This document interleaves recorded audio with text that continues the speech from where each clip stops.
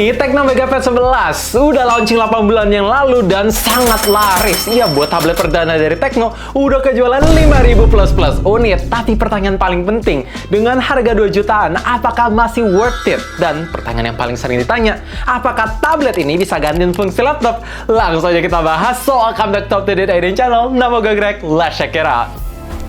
Spek di tablet ini udah pada tau lah ya, oke banget di kelas harganya. Tapi performanya ini kuat buat dipakai apa aja sih? Ya kalau misalkan kalian cuma mau nemenin anak makan, edukasi ringan, sampai browsing-browsing, menurut gue jelas ini lebih dari cukup. Apalagi layar 11 inch-nya juga besar dan kuat speaker Dolby Atmos-nya menggelegar banget buat harga 2 jutaan. Walaupun ya bassnya kurang nendang, tapi ini melebihi ekspektasi. Mau dipakai ML atau Genshin? Ya bisa, tapi jujur untuk main game di tablet, gue lebih demen game yang support controller kayak Minecraft biar ke maximize layar besarnya dan tangan nggak cepet pegel karena buat tablet ini lumayan ya, 500 gram walaupun ya ini dimensinya masih cukup tipis. Begitu gue konekin dengan mouse, keyboard, bluetooth, gue bisa pakai full untuk kerja OneNote, Excel, sampai ngedit video di CapCut selama efeknya nggak banyak. Ini bisa berjalan dengan baik, termasuk ketika dipakai untuk meeting online di segala kondisi oke banget karena ada lampu flashlight di kamera depannya. Jadi kalau ditanya apakah tablet ini bisa gantiin fungsi laptop, ya menurut gue balik lagi. Selama aplikasinya tersedia di Play Store, kalian mau modalin untuk mouse, keyboard, bluetooth-nya,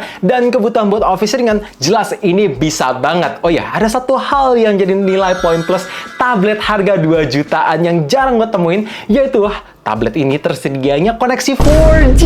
Jadi nggak perlu bergantungan dengan Wi-Fi dan amit-amit nih, kalau misalkan kalian ketinggalan tablet ini, lebih mudah untuk dilacaknya karena ada koneksi seluler. Terakhir untuk storage, bisa di-expand menggunakan microSD sampai 512 GB.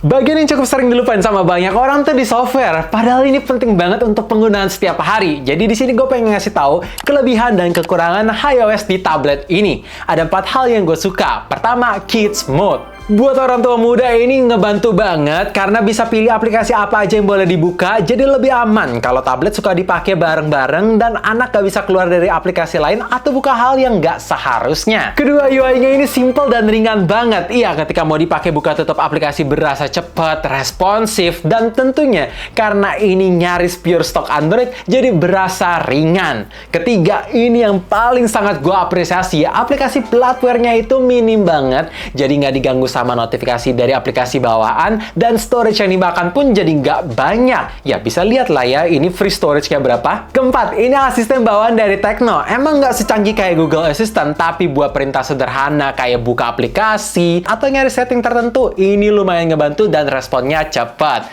Nah, untuk kekurangannya nih, untungnya cuma 2. Pertama, belum tersedia dock. Jadi ketika mau multitasking lebih dari 3 aplikasi, ini masih terbatas. Untungnya, ada fitur yang namanya Freeform. Jadi buat beberapa aplikasi third party, ini bisa dibikin mini window, jadi bisa jalan 3 aplikasi secara bersamaan. Kedua, jaminan update-nya sampai saat ini tuh belum ketahuan. Dan selama 8 bulan udah launching, baru terima 1 kali update dan itu langsung ke security patch bulan November.